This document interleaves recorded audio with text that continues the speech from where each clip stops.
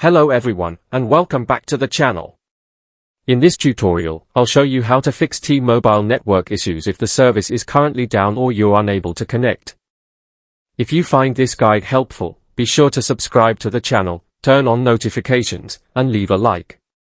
Your support really helps.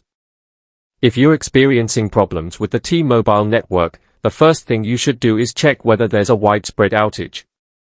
You can use websites like Down Detector to see if other users are reporting the same issue. If the outage is affecting many people, there are still a few things you can try. First, restart your phone. This can refresh your network connection and solve temporary issues. If your iPhone is stuck in SOS mode, quickly press and release the volume up button, then the volume down button, and finally press and hold the power button until the Apple logo appears. This may help restore your connection once the network becomes available. You should also connect to a Wi-Fi network if possible. This allows you to continue using internet-based services while the mobile network is unavailable.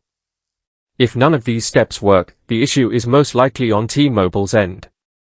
In that case, you'll need to wait until the outage is resolved.